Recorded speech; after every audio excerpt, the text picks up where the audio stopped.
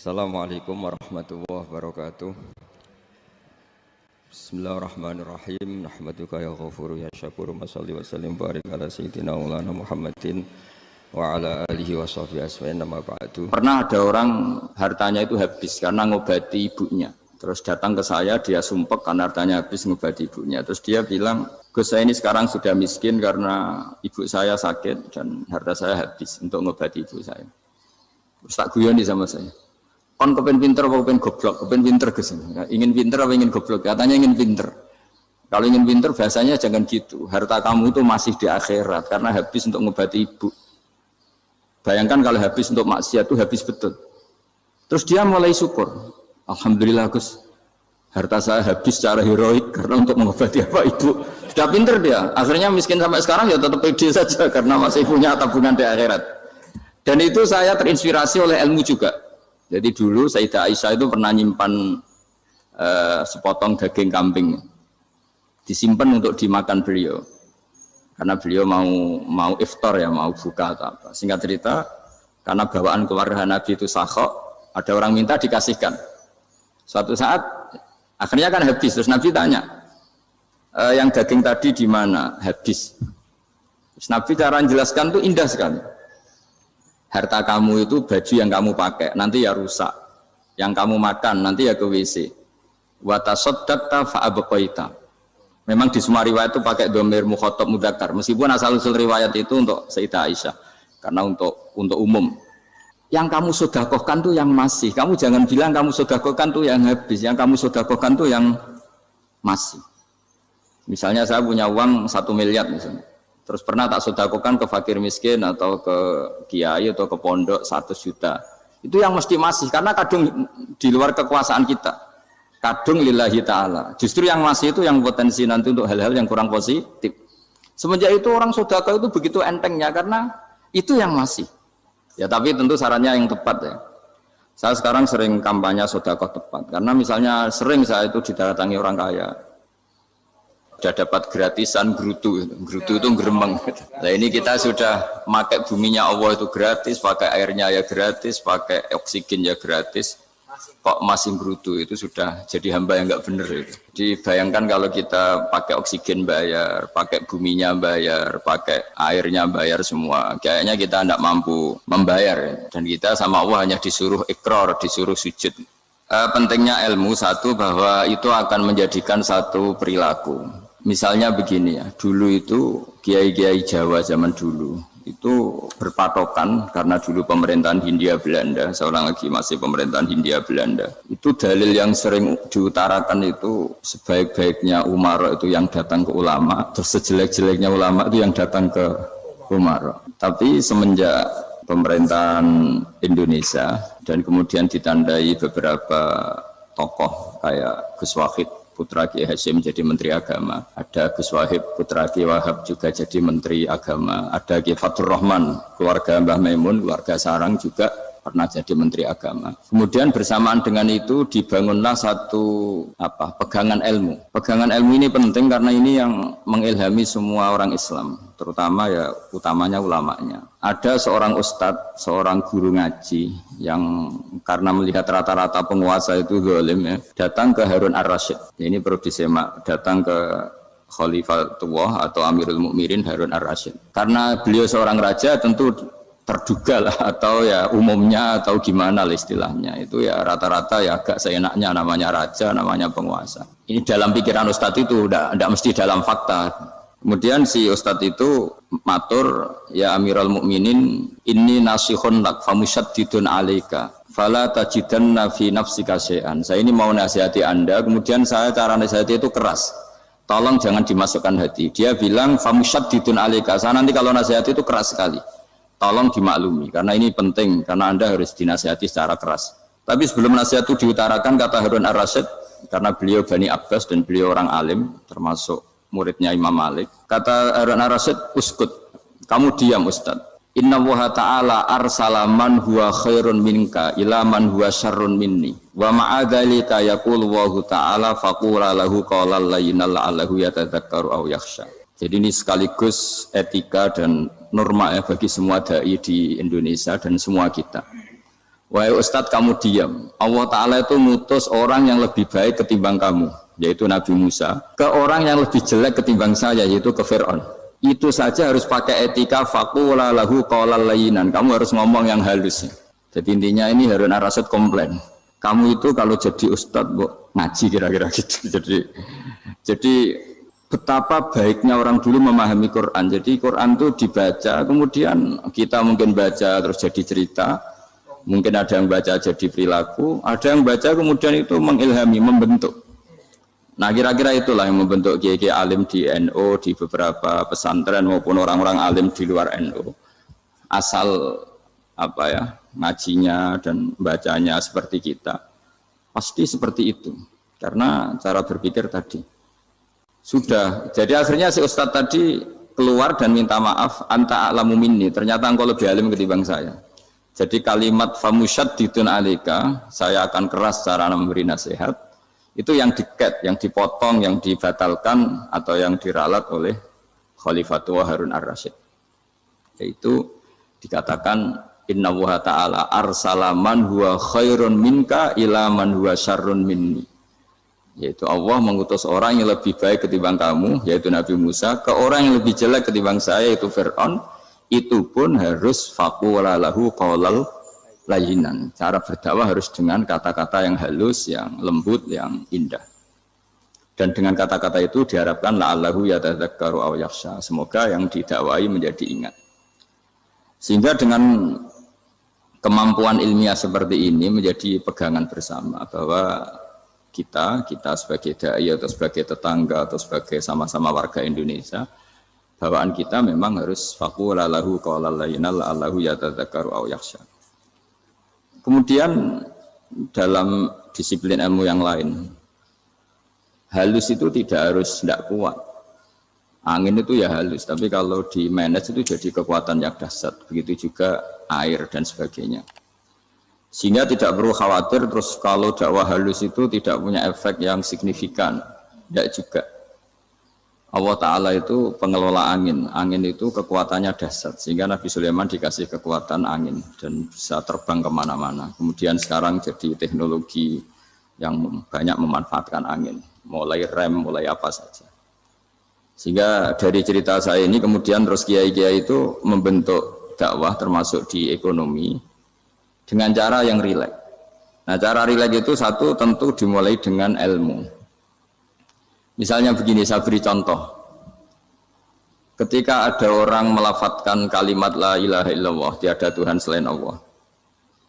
Kemudian kalimat ini mungkin kalau orang NU baca itu rutin ya, karena kiainya kelamaan ya yang ikut sambil tidur. Ya. Kalau tahlil itu disebut kiai tertentu itu mesti yang belakang, wah suwi itu kalau kiai itu lama itu. Nah kiainya juga karena jadi lakon ya kan lebih semangat karena pegang mic. Biasanya gitu di NU itu. Kalau khotib mesti semangat karena yang pegang mic, yang dengerin mesti ngantuk karena monoton gitu. Karena yang mendengerin sudah tahu pasti nyuruh baik meninggalkan yang jelek. Jadi ilmunya sudah disimpulkan dulu. Setiap yang tidur di masjid mesti tak tanya kenapa tidur. Ilmunya tidak ada perkembangan, Gus, nyuruh yang baik meninggalkan yang jelek. Tapi kalau ilmunya agak ada perubahan kan dengar semua pasti nyuruh yang jelek meninggalkan yang baik. Karena watak manusia itu agak-agak suka fitnah, itu suka geger. Tapi kalau monoton itu mesti enggak itu. Tapi yang menjadi pegangan kita, saya ulang lagi, itu ilmu dulu. Saya ulang lagi itu ilmu dulu. Saya berkali-kali menyontohkan, kalau ada orang kafir, orang yang tidak bersyahadat 70 tahun, kemudian dia bersyahadat sekali saja di akhir hayatnya. Itu kata Allah, qulil ladzina kafaru iyyantahu yughfar lahum ma qad salaf. Katakan ke mereka yang kafir, jika dia mau bersyahadat, itu masa lalunya diampuni semua. Sehingga kedahsyatan kalimat ini luar biasa. Orang yang kafir 70 tahun saja, barokahnya la ilaha illallah ini, dosanya bisa diampuni semua. Nah kemudian karena ilmu ini tidak begitu populer atau kurang dipopulerkan, atau kita sendiri kurang menghayati, sehingga la ilaha illallah itu lebih dianalisis cara lafadz ini, pelafatannya ada sanadnya enggak ya gitu. Terus cara melafatkan bareng-bareng seperti itu ada tumpengan ini bid'ah enggak ya.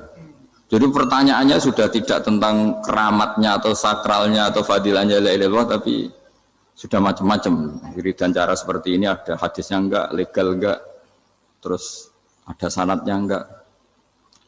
Jadi saya mohon semohon-mohonnya untuk teman-teman yang di Al-Iman itu harus ngaji ya. Ngaji itu nanti kamu tahu cara mandang sebuah ibadah atau perilaku atau apa sajalah tahu.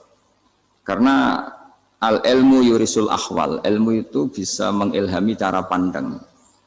Dulu yaitu saya ulang lagi, ketika zaman Hindia Belanda, karena pemerintahnya Hindia Belanda itu ulama-ulama keras sekali, sejelek-jeleknya ulama itu yang datang ke Umarok. Tapi setelah era Mbah Hashim, era sampai Mbah Maimun, itu mereka peduli sama Umarok, semuanya sama-sama warga Indonesia yang ingin melihat Indonesia yang lebih baik. Sehingga banyak, ya kakak saya sendiri pernah wakil bupati, terus putra Mbah Maimun wakil gubernur. Ini teman saya Kiai Hafid ya bupati. Semenjak itu terus, dan itu nggak lepas dari cara pandang. Ya, itu cara pandang diantaranya adalah cerita tentang Nabi Musa yang Allah tetap peduli sama Fir'aun. Sehingga tetap didakwai Nabi siapa? Musa. Dan posisi Musa datang, bukan memanggil. Ya, cuma sampai sekarang itu belum pernah ke kantor bupatinya Pak Hafid. Karena kadang-kadang orang terus curiga, mengajukan proposal, jadi agak repot. Ketemu bupati itu sialnya kiai kan mesti pikirannya orang bupati ini nyangoni, kiai ini disangoni itu. Itu terus kayak kita fakir miskin itu. Jadi makanya saya itu belum pernah datang. Tapi alhamdulillah karena beliau berambisi menjadi wa khairul umara mayatuna babal ulama. Jadi datang tapi sangat ambisius ingin mengalahkan ulama karena dia kalau datang statusnya lebih tinggi. Ya tidak apa-apa ini tawaduk tapi niatnya agak begitu tawaduk. Jadi datang. Jadi saya sering ke Jakarta tapi ya tadi jarang ya. Biasanya ngajarkan waktu hanya pas saja, tidak kurang tidak lebih. Biasanya ngajar di pondoknya Pak Kures itu di Baitul Quran ya. Hanya ngajar santri-santri itu. Nah, jadi pemahaman Quran dulu itu kata Imam Ghazali itu membaca Quran itu membaca bukan bercerita. Kalau kamu membaca seperti ini kunta qori'an, kamu pembaca. Pembaca itu yang mengambil pelajaran. Tapi kalau kamu hanya cerita itu namanya kunta hakian. Sebenarnya Anda tidak membaca Quran, tukang cerita. Misalnya tadi cerita Nabi Musa datang ke Fir'aun. Itu kalau kamu hanya cerita, wah dulu itu ada orang namanya Fir'aun didakwai Nabi yang namanya Musa. Ya ini namanya tukang cerita. Kalau kamu pembaca tidak gitu. Betapa baiknya Allah. Orang sengawur Fir'aun saja inginnya Allah masih ingin diselamatkan dengan mengutus Nabi Musa kekasihnya. Itu namanya kunta qori'an. Kamu pembaca betul, bukan kunta hakian. Kamu tukang cerita. Begitu juga seterusnya tentang Quran ayat-ayat seterusnya. Sehingga yang diharapkan dari pembacaan Quran itu memang kita sebagai ahli baca, ahli mu'tabir ya, ahli yang ngambil pelajaran, bukan tukang apa? Cerita. Sehingga dulu ketika Sayyidina Umar radhiyallahu anhu ketika membuka Baitul Maqdis atau Baitul Muqaddas dan diajak syukuran, pesta-pesta makan itu. Beliau enggak mau. Ketika ditanya kenapa engkau enggak mau? Alasannya itu langsung beliau baca Quran. Jadi saya punya sekian contoh. Saya ulang lagi, saya punya sekian contoh. Orang-orang dulu dengan Quran itu menyatu, bukan sekedar dihafal tapi menyatu. Sehingga bawaannya itu sudah Qurani, sudah Qurani. Saya beri contoh pertama Rasulullah SAW, nanti Umar kedua. Rasulullah itu pernah nggak makan sampai 3 hari. Terus ditanya oleh sahabat, lalu kekuatan engkau bisa hidup apa? Terus menghentikan al-aswadani, maksudnya itu tamar dan air, hanya makan kurma dan air. Tapi beliau tidak ketemu roti atau tidak ketemu nasi lah kalau orang Indonesia. Ketika hari ketiga dikasih makan oleh sahabat, dipotongkan kambing, kemudian baru makan 3 lukmah, kira-kira ya 3 asupan nasi, berhenti. Padahal sahabat yang lapar sama dengan Rasulullah itu membayangkan Nabi itu sampai kenyang, sampai apa. Tapi ketika ditanya, seperti ini pun nanti ada hisabnya. Walatus alunna yauma idzin anin naim. Jadi acara makan-makan gini itu nanti ada hisabnya. Nabi nangis. Akhirnya sahabat nggak jadi nerusin makan. Jadi ketakutan orang dulu sama ketika Sayyidina Umar dijak pesta ketika memenangkan Baitul Maqdis itu. Inna wa ta'ala ayyara qauman. Allah itu mengkritik sebuah komunitas kaum karena apa? Adhabtum thayyibatikum fi hayatikum ad-dunya wastamta'tum biha. Kamu adalah orang-orang yang jatah nikmat kamu sudah kamu habiskan di dunia. Adhabtum itu kalian habiskan jatah kenikmatan kamu di dunia. Wastamta'tum biha, kamu di dunia sudah berpuas-puas. Maka jatah Anda sekarang di akhirat habis. Sehingga Sayyidina Umar enggak mau pesta-pesta karena takut jatah nikmatnya habis. Kata beliau terus astabqi thayyibati, akan saya sisakan sisi-sisi kebaikan saya supaya tidak habis. Torong Jawa itu aja dientek-entekno biar jatahnya masih. Sehingga di dunia kiai itu ya meskipun saya akrab bupati, akrab mungkin wakil gubernur, saya itu ya jarang ketemu. Karena kalau orang Jawa bawaannya ketemu ya makan-makan, guyon-guyon. Nak keterusan ras mlebu swarga. Makanya saya pastikan Pak Yusuf Mansur ke sini tidak akan saya jamin, biar aja, biar jatahnya masih. Jadi ini bukan karena saya biar jatahnya masih. Ya, jadi itu ilmunya kiai. Nah, efek dari ilmu ini dahsyat. Kalau Anda berpikir tentang nasib Anda di akhirat, nanti bawaannya juga tidak akan mudah menyalahkan orang lain, tidak akan menghakimi orang lain karena sibuk dengan dirinya sendiri, tapi tidak dengan makna egois, tapi makna orang baik itu siapa? Orang yang sibuk dengan aib pada dirinya, dengan kekurangan pada dirinya, saking sibuknya mikir aibnya sendiri, tidak sempat mengoreksi aibnya orang lain. Itu awal ilmu. Ilmu itu tidak dimulai dari larangan. Kalau larangan karuan, tidak termasuk ahli surga, orang yang suka mengadu domba, tidak termasuk orang baik yang cari kesalahan orang lain. Itu namanya pelarangan. Tapi ilmu itu di atas nahi, di atas pelarangan itu. Kamu punya kesadaran bahwa kamu itu yang penting selamat dulu, jangan memikirkan orang lain. Dengan makna bukan egois, tapi dengan makna supaya tidak menyalahkan apa? Orang lain. Nah, saya termasuk ya boleh dikatakan kiai lah, yang paling fanatik bahwa semuanya itu harus dimulai dari ilmu. Ya saya ulang lagi, dimulai dari ilmu. Nah, dari sini kemudian saya berharap Indonesia menjadi damai, menjadi baik. Itu bukan karena kita baik-baik banget, ya tidak mungkin kita ada nabi, tapi karena sudah sibuk dengan memikirkan kesalahan diri sendiri. Sehingga misalnya kita baca Quran, Rabbana dzalamna anfusana, lalu kita langsung ingat betapa hubungan kita dengan Allah itu harus ikrar dulu, merasa zalim dulu, merasa salah dulu. Nah, kalau semua orang merasa salah di depan Allah itu mesti bawaannya agak mudah menyalahkan orang lain, karena kita bilang Rabbana dzalamna anfusana. Nah, itulah ilmu-ilmu yang mungkin banyak pembaca Quran tapi hanya baca, atau kalau baca ini tok disebut al-haqi, ahli cerita. Yang dibutuhkan tuh al-qari, pembaca kemudian mu'tabir, kemudian mau beriktibar. Seperti yang dilakukan tadi Harun Ar-Rasyid tadi. Inna wa ta'ala arsala man huwa khairun minka ila man huwa syarrun minni. Wa ma'adzalika yaqulu wa ta'ala faqula lahu qaulal layyin. Ini kamu tidak usah memaksakan musyaddid keras sama saya, karena Allah Ta'ala telah mengutus orang lebih baik ketimbang kamu, yaitu Nabi Musa, ke orang yang lebih jelek ketimbang saya, yaitu Fir'aun. Itu saja harus beretika. Faqula lahu qawlan layyinan la'allahu yatadzakkaru aw yakhsha. Dan alhamdulillah bawaan kita sebagai orang timur atau orang Jawa itu kalau mau ngandani orang itu halus sekali. Di antara bentuk kehalusan kata-kata diceritakan di ayat lain ketika Nabi Musa ketemu Fir'aun. Dawuhnya begini, fakul apa itu yang di juz 30 yang juz di juz 30 ini yang bagian dari, kan tadi hanya fakul lahu qaulal layyinan. Lahu qaulal layyinan itu bentuknya apa? Ya, bentuknya apa? Itu Nabi Musa disuruh ngendikan sama Fir'aun. Apakah kamu mau saya nasihati? Fakul halaka ila antazakka. Hal laka itu pilihan, hal itu istifham, laka itu otoritatif. Jadi betapa santonya kalimat itu, fakul hal laka ila antazakka. Jadi kalau dimaknani model Pak Hafid, model saya ngaji di sarang itu, hal laka onoto iku kedue siro, berhak bagi kamu, berhak bagi anda, apakah anda berhak loh mendapat nasihat supaya anda jadi orang yang lebih baik.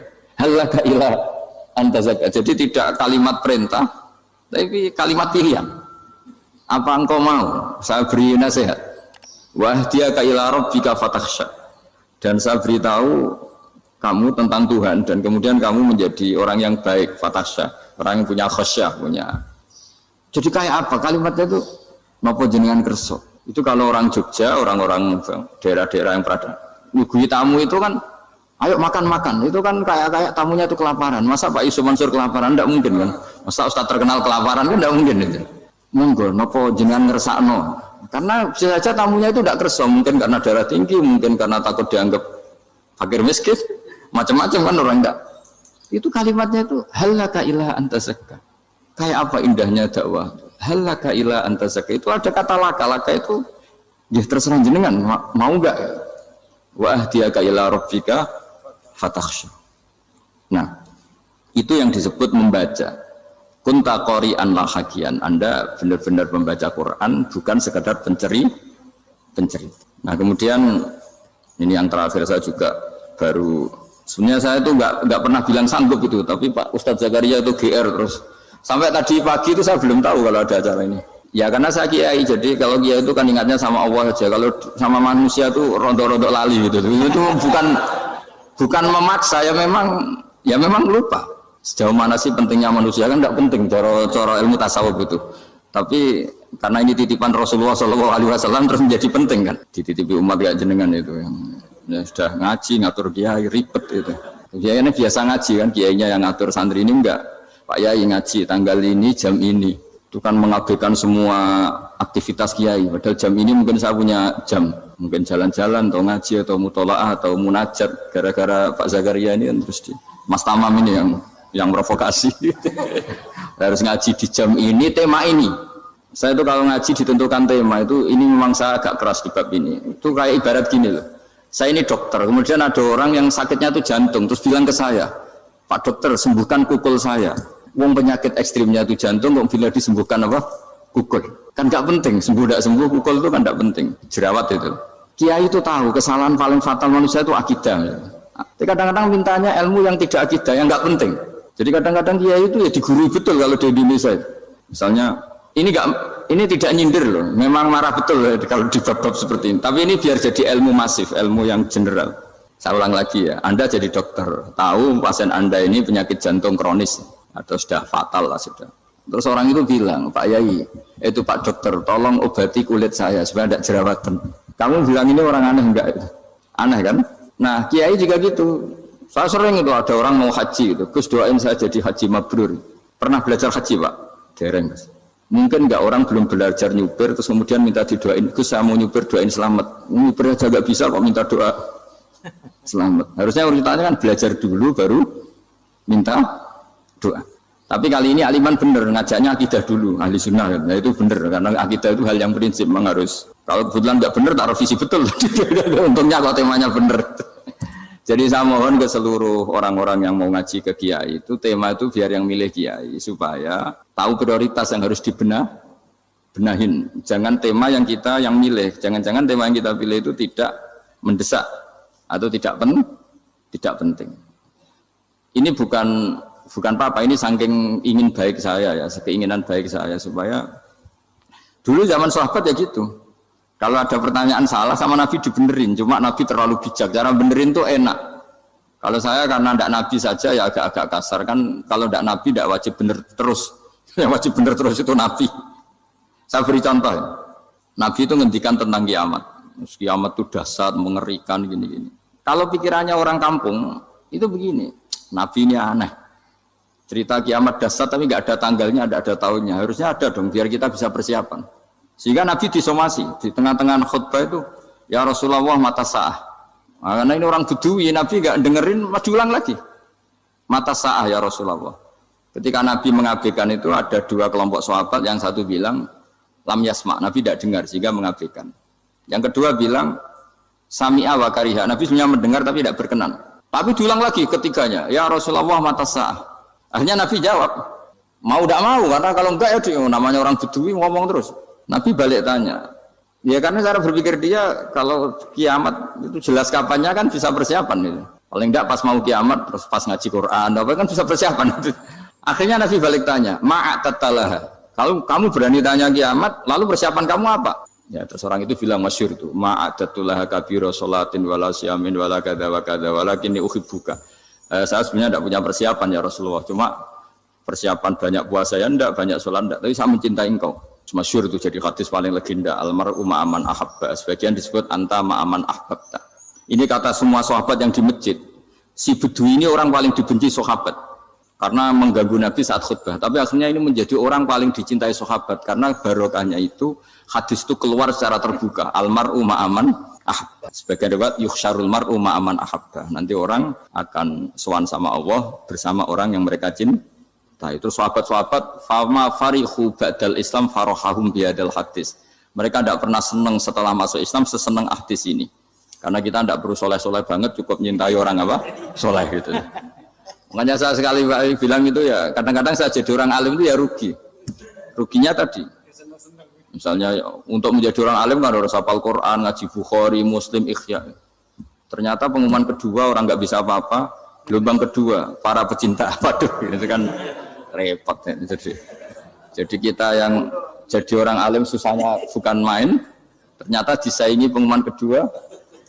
Dan para pecintanya, wah itu kan akhirnya ketemu orang-orang nggak jelas tadi.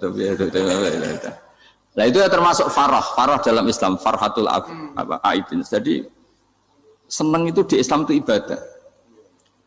Ya kul bi fadlillah wa bi rahmati fa bidzalika falyafrahu. Senang itu diperintahkan Allah. Saya itu sering di kamar, kadang itu nyun sewu kayak gatelan gitu, apa itu.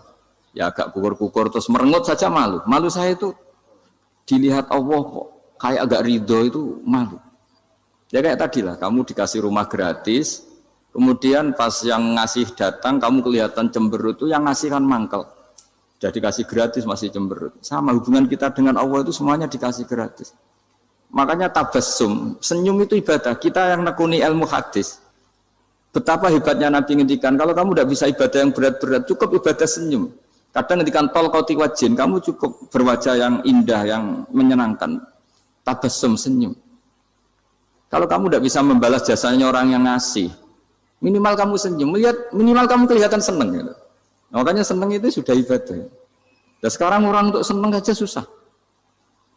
Karena bawaannya nuntut orang lain supaya kayak keinginan dia, bawaannya nuntut, ya ribet. Kalau gitu ya ribet.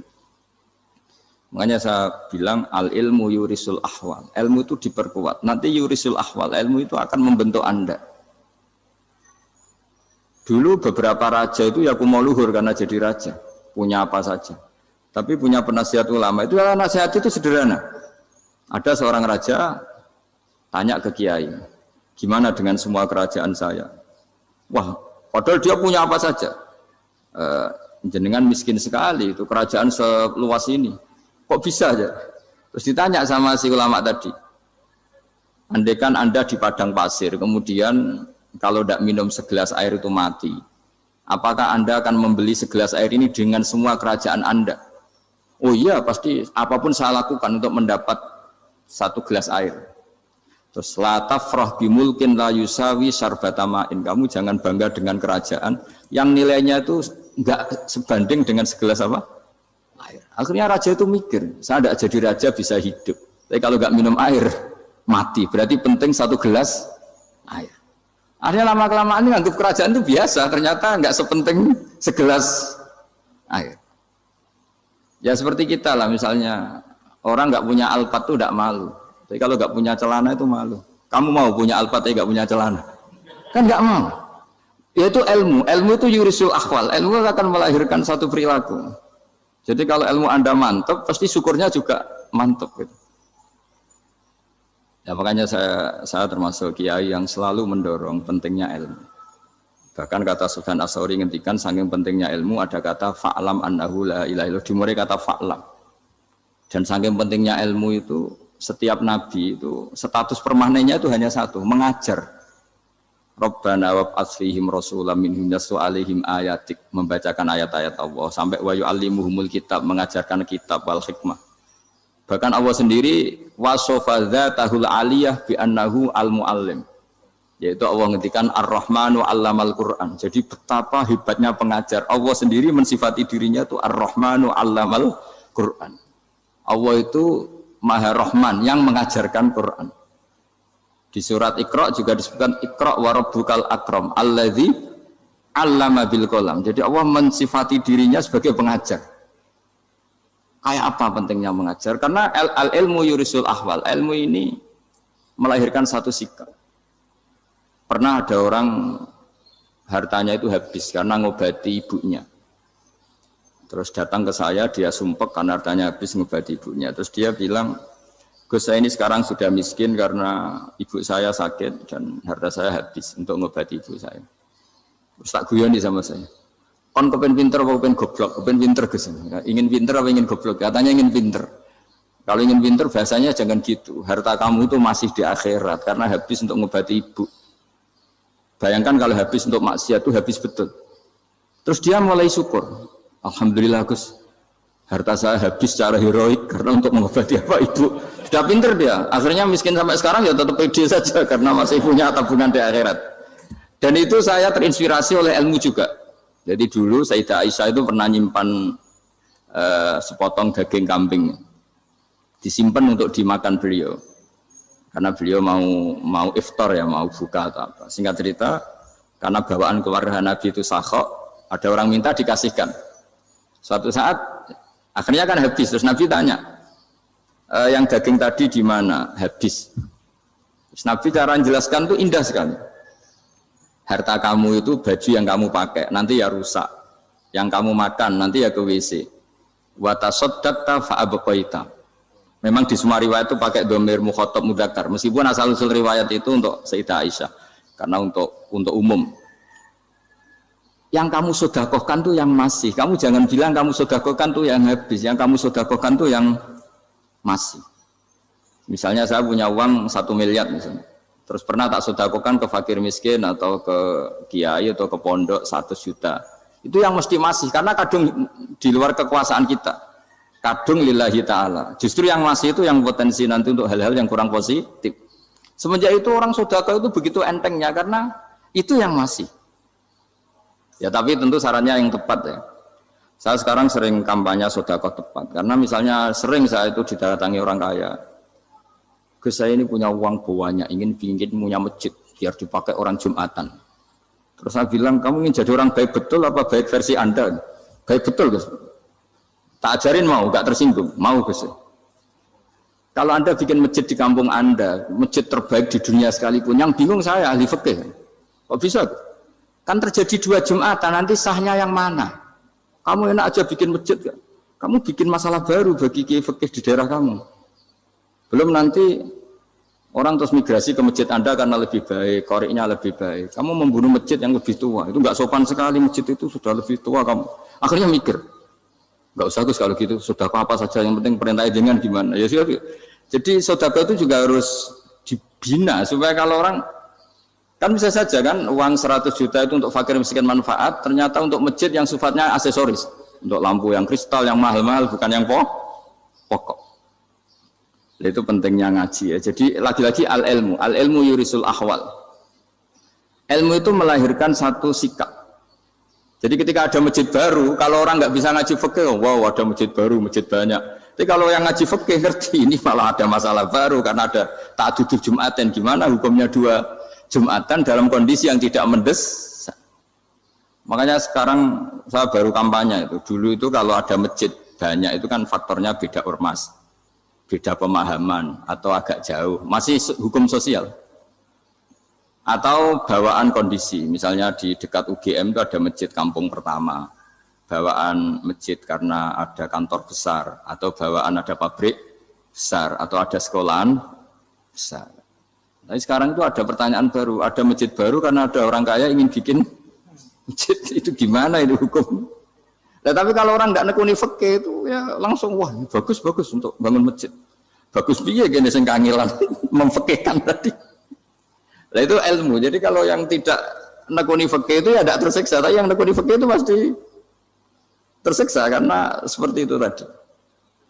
Ya jadi saya mohon di antara cara kita dakwah secara damai itu dimulai dari Rabbana Zolamna Anfusana. Itu dipakai Nabi, di redaksinya digenti Diganti dengan makna supaya kita per individu matur Allah, apa ini zulam tu nafsi zulman kabiron katsiran. Nah, bawaannya orang mengaku zalim, mengaku salah itu kan sudah tidak sempat mikir salahnya orang apa lain. Dan dari sini kemudian dia jadi orang yang tawadhu, yang ubudiyah, yang macam-macam.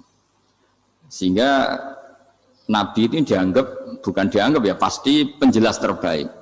Terus Allah meredaksikan wa ma tuqaddimu li anfusikum min khairin tajiduhu indallah. Apa saja kebaikan yang kamu sudah berikan untuk Allah sampai akhirat itu ya pasti kamu temukan di akhirat.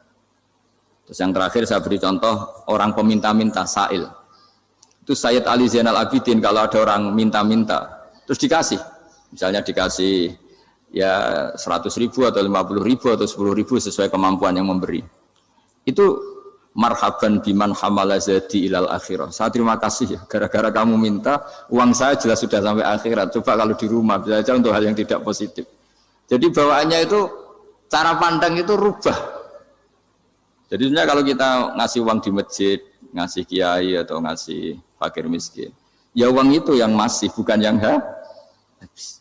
Itu watasodak kata fa'abqaita, yang kamu berikan itu hakikatnya yang masih. Karena sudah ada kamu otak-atik lagi, makanya disebut wakaf. Sebenarnya wakaf itu dulu secara makna lughat, saya ulangi secara lughat. Maknanya itu sudah berhenti, wakafun maknanya berhenti. Nah, sedekah itu dari kata sedekah maknanya benar. Orang yang sering sedekah berarti imannya benar. Orang yang uang sudah diberikan berarti dia sudah terputus, wakaf berhenti dari hubungannya dengan dia. Sudah dikasihkan berarti selesai. Sehingga wakaf dan sedekah itu sebenarnya maknanya saling melengkapi. Kemudian orang-orang fikih karena ada disiplin ilmu tertentu, wakaf itu untuk sedekah yang permanen, yang abadi, kemudian sedekah untuk infak. Tapi itu kan hanya istilah-istilah dalam disiplin ilmu. Sebetulnya kalau pakai ilmu yang umum, sedekah ya bisa disebut wakaf, wakaf ya bisa disebut apa? Sedekah. Karena maknanya sedekah itu wakaf. Wakaf itu apa? Qat'u raqabatil malik an hadal mal atau an malih. Hubungan pemilik harta ini terputus dari harta itu. Jadi misalnya saya sudah wakaf tanah ini ke masjid, sudah diterima. Buat saya kepikiran gadekan atau menjual sudah tidak bisa, sudah berhenti di situ saja hubungan saya dengan kepemilikan harta itu. Makanya disebut apa? Wakaf. Dan kalau saya wakaf berarti menunjukkan kebenaran iman saya karena sudah menafkahkan sebagian harta untuk Allah Taala. Disebut sodik, sodak. Makanya bahasa Arab itu gampang ya. Kalau sodalqoh, sodaqoh. Orang kalau bayar mahar disebut sodak karena menunjukkan cintanya. Teman yang setia disebut sodik karena ya benar dalam berteman. Abu Bakar disebut as-siddiq karena sangat membenarkan kanjeng Nabi dan seterusnya dan seterusnya. Jadi begini ya, kalau dalam fikih Islam, misalnya ini ada di beberapa literatur fikih, di semua fikih, baik mazhab Syafi'i, Hanafi, Hambali, di semua kitab fikih. Misalnya ada orang mau masuk Islam, terus konsultasi sama ustadz atau sama kiai, Pak saya mau masuk Islam, kamu nggak boleh ngambil sikap monggo ngeteh dulu, itu tidak boleh. Atau apalagi jajak ngobrol dulu, karena 5 menit kita mempersilahkan ngopi dulu itu artinya dianggap kita membiarkan dia dalam keadaan kafir 5 menit dan kita dianggap ikut tanggung jawab. Sehingga di bab ada ulama yang ngebabkan itu sampai di bab murtad. Termasuk murtad adalah orang yang dimintai mensyahadatkan non muslim kemudian disuruh ngopi dulu atau ngeteh. Karena dianggap pembiaran sekian menit masih berstatus kafir. Jadi ibaratnya gini ya, kalau kita mungkin baru bapak-bapak baru pakai celana pendek terus ada orang kecelakaan di jalan, saya tak pakai baju dulu, nanti baru kamu saya selamatkan. Itu kan naif. Kalau begitu saja naif, apalagi orang yang kafir kemudian pas mau minta disyahadatkan kita bilang monggo mandi-mandi dulu, ngeteh-ngeteh dulu. Berarti ada pembiaran sekian menit, dia masih berstatus. Artinya begini, kalau dia saat itu kok dimatikan oleh Israel berarti mati dalam status kafir. Dan kita ikut tanggung jawab karena harusnya bisa Islam andai kan kita mensyahadatkan saat itu juga. Jadi itu bab-bab yang dianggap ekstrim dalam kutubil fikih, bab-bab fikih. Makanya dalam kitab fikih Saya berkali-kali ada non muslim mau bersyahadat ke saya, itu saya bilang ke santri-santri saya, saat itu juga harus kamu ajarin meskipun pakai bahasa Indonesia. Yang penting status kafirnya apa? Iya. Baru setelah itu ada hukum sosial ya, mungkin kita nawarin teh atau kopi atau apa. Makanya di sini dibabkan bab seseorang harus tergesa-gesa atau bercepat-cepat atau ngambil sikap bergegas untuk melakukan kebaikan. Terus ayat kedua yang dipakai Sayyidina bin Abi Salam itu begini. Ketika Allah mensifati orang munafik, status orang munafik itu apa? Wa idza qamu ila sholati qamu kusala. Mereka kalau dipanggil untuk sholat, ya berangkat tapi kusala secara malas-malasan. Sehingga untuk menunjukkan kita loyal sama Allah itu ya paling tidak ada sikap di atas rata-rata ya. Makanya ada sa'i ya, lari-lari kecil, tawaf juga disunatkan ada lari-lari kecil, disebut ar-romal, romal itu lari-lari kecil untuk menunjukkan bahwa kita loyal sama Allah itu tidak sakobri cara Jawa. Nah itu dibabkan sendiri, jadi beda antara tergesa-gesa sama ekspresi serius. Jadi musyawarah itu ya kira-kira kan nggak mungkin lah kita dipanggil rektor atau kiai atau orang tua kita terus jalan leha-leha itu kan nggak mungkin. Nah contoh yang diambil di sini begini. Ketika ada debat terbuka antara Fir'aun dan Musa, saya ulang lagi, ada debat terbuka antara Musa dan Fir'aun, kan Nabi Musa datang ke Fir'aun. Lalu kata Fir'aun, ini asal-usul ayat ini, saya terangkan sejarahnya. Kata Fir'aun, lalu kalau kamu tidak nuhankan saya, Tuhan kamu siapa? Terus kata Musa, Rabbus samawati wal ardi, yang nuhani langit dan bumi. Fir'aun masih berkelit. Kalau Tuhan di bumi, setahu saya kemana-mana yang dituhankan saya, kata Fir'aun. Ma'alim tulakum min ilahin ruiri. Terus Nabi Musa masih ngendikan, ya sudah Tuhan yang nuhani langit. Terus Fir'aun manggil Haman. Haman itu arsitekturnya Fir'aun. Ya Haman ibnili sorhal ali abduhul asbab samawati fa'attaliya ila ilahi Musa. Haman bangunkan kami piramida yang tinggi. Saya ingin melihat Tuhannya Musa. Musa akhirnya mikir, karena kalaupun Fir'aun bisa naik ke langit tetap tidak bisa melihat Tuhan. Kita tahu Tuhan nggak bisa dilihat, kita yang mukmin aja tidak lihat, apalagi Fir'aun rivalnya. Akhirnya Musa ganti argumentasi, yaitu argumentasinya Musa, Rabbukum wa Rabbu abaikumul awwalin. Ini perlu diingat dan perlu saya sampaikan. Yang nuhani kamu dan yang menuhani leluhur kamu, itu sangat memukul Fir'aun. Karena logikanya kalau Fir'aun itu Tuhan, berarti babanya dulu tanpa Tuhan. Ini ada Tuhan terlambat ya. Jadi kalau Fir'aun Tuhan, berarti banyak tanpa Tuhan, karena zaman era mbahnya belum ada Tuhan. Karena perdebatan itu banyak penggawa Fir'aun yang mukmin. Wah ini Fir'aun nggak bener ini. Kalau dia Tuhan berarti babanya tanpa Tuhan. Karena kalau iman itu akan diadili, akan dieksekusi, maka orang ini berstatus rojulum mukminum min ali fir'auna yaktumu imanah. Maka di Quran diterangkan wa qala rojulum mukminum min ali fir'auna yaktumu imanah. Ada seseorang yang iman tapi menyembunyikan iman. Lah orang ini selalu ikut rapat di rapat-rapat penting Fir'aun, termasuk rapat ketika Fir'aun dan para tentaranya memutuskan membunuh Musa. Karena dia ikut rapat dan eksekutornya besok disuruh menangkap Musa. Orang ini malam itu juga nemuin Musa, terus bilang innal mal ayat tabiru nabikal yaqtulu ka Musa. Rapat tadi malam memutuskan kamu besok dibunuh, maka kamu harus bergegas meninggalkan Mesir. Nah, dari kesimpulan itu, dari cerita itu kemudian diambil secara hukum fikih bahwa untuk menyelamatkan darah harus jasa, harus bergegas. Andai kan Musa itu kok sak kobre, sak sempate, maka keburu. Andai kan ini rojul ini tadi, orang tadi penasihat tadi, kok sak kobre ya, maka berarti Musa terlanjur tertang. Jadi itu pentingnya ulama ya. Jadi cerita yang linier, cerita yang seakan-akan cerita di tangan ulama tetap menjadi al-ahkam al-fiqhiyah, menjadi ketentuan-ketentuan apa? Fikih. Jadi yang diambil di sini adalah lelaki tadi yang ikut rapat tadi bergegas menemui Musa, memberitahu kalau kamu besok mau dieksekusi, fakhrus, maka kamu harus secepatnya keluar dari Mesir untuk menyelamatkan diri. Terus oleh Sayyidina bin Abi Salam dibabkan bab harus tergesa-gesa menyelamatkan darahnya orang apa? Islam.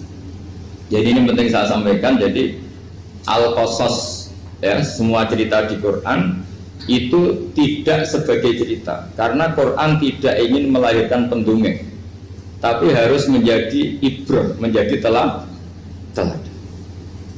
Jadi makanya terus di kitab-kitab ulumul Quran diterangkan al-qasas ya, beberapa cerita di Quran adalah semuanya menjadi ketentuan fikih. Saya ulang lagi ya, semua cerita yang ada di Quran itu menjadi ketentuan fikih, meskipun alurnya apa? Cerita. Kayak tadi kan alurnya cerita bahwa lelaki ini bergegas nemui Musa supaya Musa cepat keluar dari Mesir. Terus dibabkan babul musaroah ilam musifid. Saya teruskan. Wa kama laro'aina ma yaqtulu musliman law tabtu'u alaihi laqata lahu fal musaroah ila takhrisihi min wajibatun.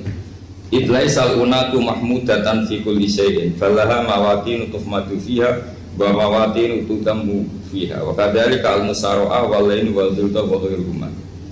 Terus cara berpikir ulama, saya pernah baca dalam satu sejarah ulama besar namanya Sufyan Ats-Tsauri. Sufyan Ats-Tsauri itu menjadi wali itu gara-gara kalau sholat di masjid itu beliau datang sebelum azan. Saya ulang lagi, beliau datang sebelum azan. Ditanya, kenapa kalau kamu datang sebelum azan? Saya ini gak ingin jadi hamba yang buruk. Hamba yang buruk atau pembantu yang buruk adalah setempe nunggu dipanggil. Misalnya kita tahu majikan kita pasti manggil jam 7. Kemudian jam 7 itu Anda masih ngopi, masih tata-tata, itu kan tidak menghormati majikan. Harusnya kamu setempe di jam yang saat itu pasti majikan Anda memanggil. Kata beliau, saya tidak ingin seperti pembantu yang buruk. Datang nunggu apa? Dipanggil. Jadi itu ada beberapa spirit ya, atau inspirasi dari aturan-aturan mahabbah. Sebab itu ketika Allah kritik orang munafik, wa idza qamu ila sholati qamu kusala, ketika dipanggil sholat mereka datang bermalas-malasan. Karena tidak ada cintanya sama Allah, maka datang berlambat-lambat. Nah, berarti kalau ekspresi cinta mengharuskan kita datang bercepat. Makanya dalam istilah lain di Quran ini termasuk balaghatul Quran. Di juz 25 itu istilah menuju Allah itu fafirru ilallah. Kita tahu firar itu maknanya lari apa jalan biasa? Lari. Jadi untuk mengekspresikan mahabbah kita, kangen kita pada Allah, cara bahasa Arab isak kita, berontok kita sama Allah, tidak diistilahkan jalan tapi fafirru ilallah, harus bergegas berjalan. Begitu seterusnya. Maka kalau ada orang Islam, terus ini konsekuensi hukum. Ada non muslim minta, Pak Bah, saya tolong ajarkan syahadat. Nggak boleh saya bilang gini, monggo ke dalam dulu. Padahal perjalanan ke rumah saya misalnya setengah jam, nggak boleh. Saat itu meskipun sambil berdiri-diri harus kita tauhidkan. Kamu yakinnya Allah itu satu, Tuhan Allah, harus. Karena kalau ada perjalanan ke rumah 5 menit terus dia kecelakaan, belum syahadat, statusnya mati apa? Kafir. Dan kita ikut terlibat karena sebetulnya bisa mengislamkan saat itu juga. Analoginya kayak tadi ya. Orang kecelakaan di jalan karena kita pakai celana pendek, contoh Surya saya tak pakai baju dulu. Habis itu diludes truk. Itu kan kita ikut salah karena kita yang punya kesempatan. Tentu yang disalahkan yang punya kesempatan. Karena merubah status dari potensi kelides truk menjadi sama sekali gak potensi kelides truk dengan kita inggirkan, meskipun kita dalam keadaan tidak ideal. Sama. Orang kafir yang mau masuk Islam itu umumnya kiai-kiai kan kadang sebagian disuruh mandi dulu, itu salah sebetulnya. Itu salah sekali. Sangat salah. Apalagi nunggu seremonial di masjid, nunggal tokoh-tokoh itu bujutnya salah. Itu gak cuma salah, bujutnya salah. Jadi salah yang akut. Itu salah besar ya. Kalau seremonial monggo, tapi kalau mengislamkannya harus saat itu. Apalagi ya seremonial seminggu lagi nunggu tokoh terkenal, nunggu disyuting dulu, wah itu perilaku so, itu bukan mengislamkan itu. Makanya kita yang sebagai peneliti fikih itu kadang itu enggak sreg gitu. Masa mau Islam nunggu di masjid dulu, di syuting dan tokoh-tokoh itu salah. Itu sama dia kamu melihat orang kecelakaan mau menyelamatkan, ini ada wartawan enggak ya? Minta di syuting dulu sedang mati Jadi kita normal saja dalam Islam, sesuatu yang mendesak, yang emergensi ya perlakuannya harus cepat. Sehingga dibabkan faslun fil musarohah ila musifid fitima. Jadi ada beberapa contoh di Quran memang aturannya seperti itu. Makanya semua redaksi Quran tentang menuju Allah diredaksi fafirru ilah. Makanya di tawaf ada ekspresi romal, jalan agak cepat. Di sa'i juga ada momen-momen kita harus romal, berjalan cepat. Di beberapa aturan juga seperti itu. Ya saya ulang lagi, di beberapa aturan Islam juga seperti itu. Nah sekarang efek di hukum haji.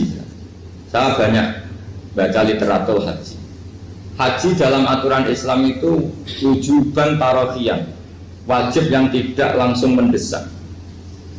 Kemudian semenjak ada fakta kita harus nunggu, daftar tunggu, itu kita sebagai ahli fikih itu gampang. Misalnya gini, saya umur 20 punya uang, sekarang berapa daftar? 25 juta ya. Saya umur 20 punya uang 25 juta. Saya jomblo misalnya, ya butuh nikah, ya butuh macam-macam. Itu wajib daftar haji apa enggak? Karena kalaupun daftar nunggu 20 tahun. Nah sekarang kalau ada orang umur 50 tahun punya uang 25 juta, menurut Anda wajib daftar saat itu apa enggak? Mau daftar saja bisa game gitu. Jadi kalau misalnya umur 50 ditambah 25 kan 75. Itu kalau orang sumpah sudah tetap mati itu.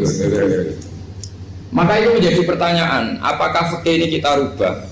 Karena dulu kan orang itu longgar semua. Karena haji zaman Nabi pun tidak langsung dilakukan saat pertama diwajibkannya haji. Jadi Nabi punya sisi unik. Pertama ada tahun diwajibkannya haji, Nabi tidak langsung haji. Sebab itu ulama berkesimpulan kalau wajibnya haji tidak langsung. Maka fikih itu memang unik. Sholat juga gitu. Ada istilah begini dalam sholat. Watajibu sholat ala kulli muslimin wujuban muwassa'an. Di semua kitab fikih takbirnya seperti itu redaksinya. Wajib sholat dilakukan orang Islam wujuban muwassa'an, wajib yang ada longgarnya. Sehingga ketika zuhur jam 12 WIB kita dengar azan, boleh sholat setengah 1, jam 1, setengah 2, jam 2. Karena memang wujuban muwassa'an, memang ada batas akhir waktu misalnya sampai setengah 3. Nah problemnya begini, misalnya setengah 1 Anda pasti dipanggil majikan kamu yang diharuskan melakukan satu aktivitas, misalnya Anda pilot, yang nggak mungkin sholat lagi di kokpit. Apakah status wujuban wasaan wajib yang longgar menjadi hilang karena setelah itu tidak ada kesempatan lagi sholat? Apa tetap kita sebagai ahli Islam yang agak balelo tapi alim, misalnya ya sudah tetap jadi pilot, nanti kan ada aturannya sendiri, ada rukhsahnya sendiri, ada kemurahan sendiri, kita sudah jadi pilot. Misalnya sholat tanpa harus menghadap kiblat, sholat yang tetap di perjalanan. Kira-kira Anda kalau jadi ahli fikih milih mana? Milih harus sholat di depan, apa tetap memberi kelonggaran? Gak apa-apa sholat sambil apa? Nyuper ya, sambil pilotin apa pesawat. Anda milih mana?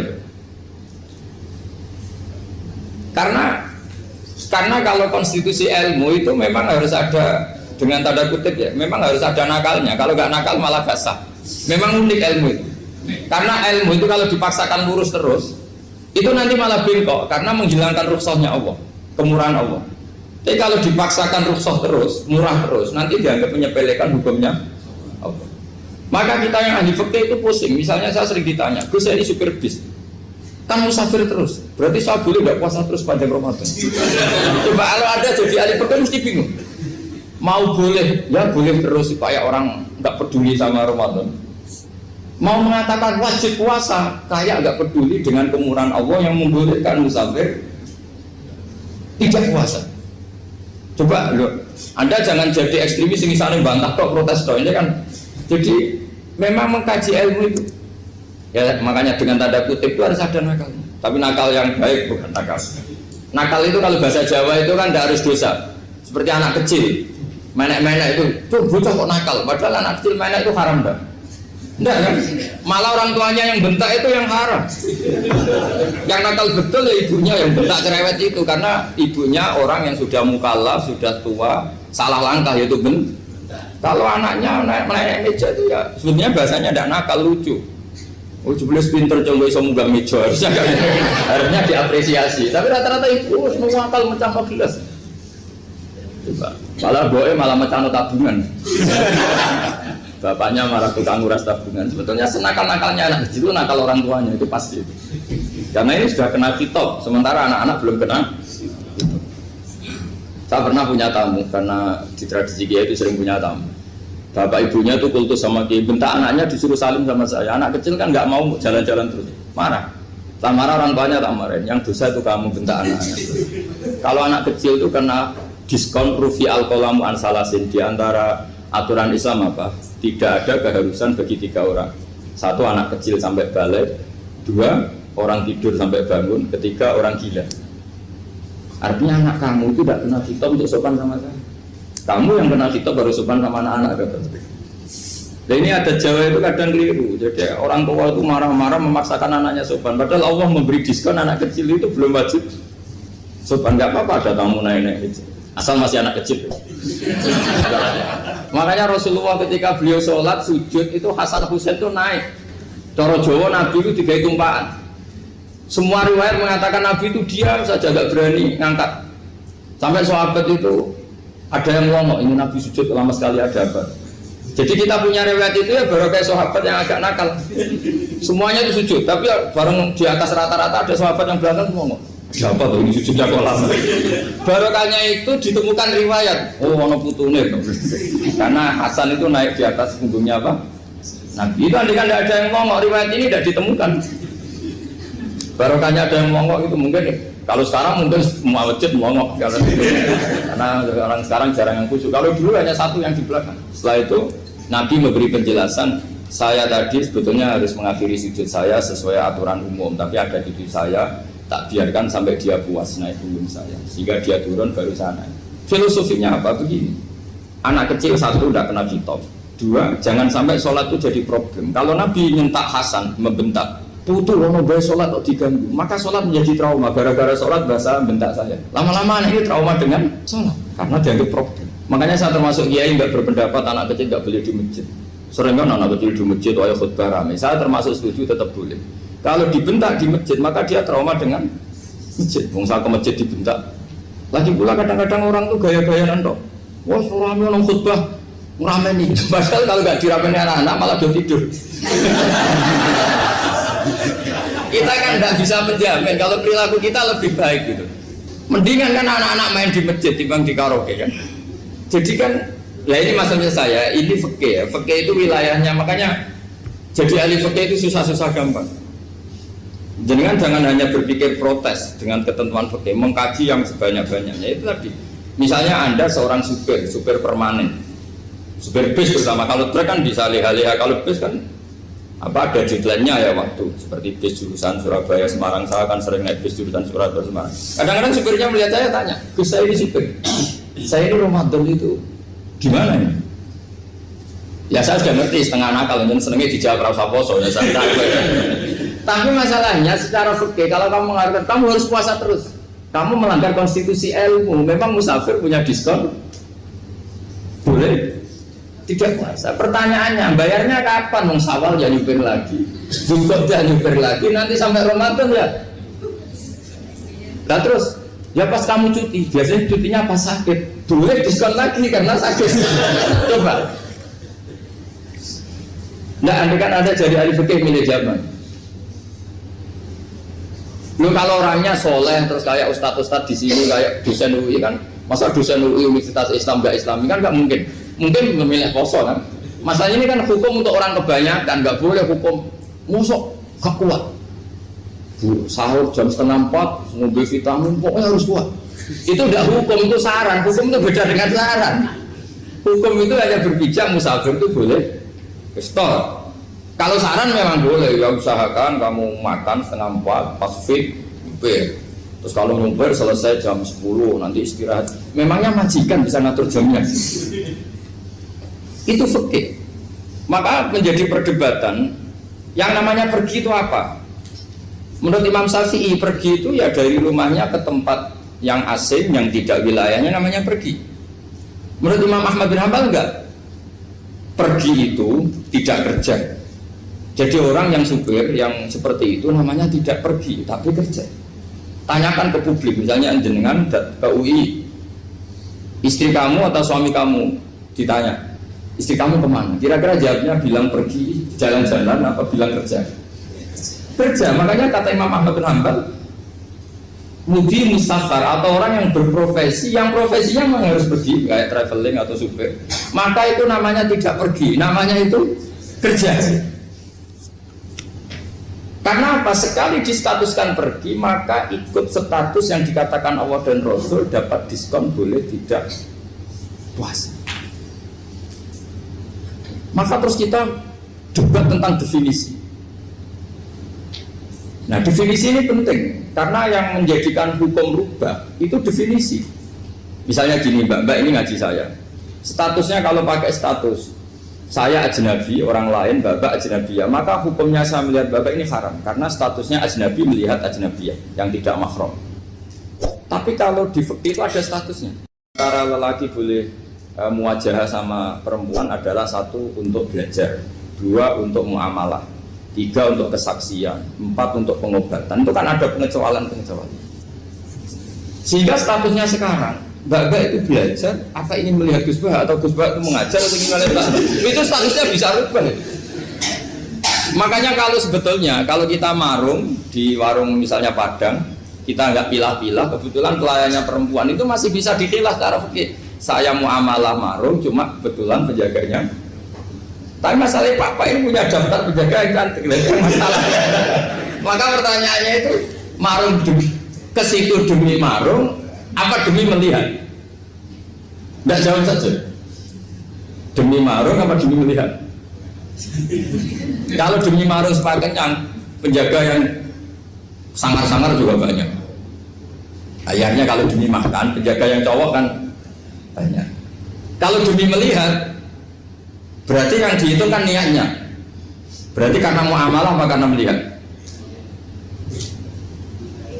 Melihat. Itu status. Jadi makanya kalau mudi musafar itu namanya orang pergi atau orang kerja? Orang kerja.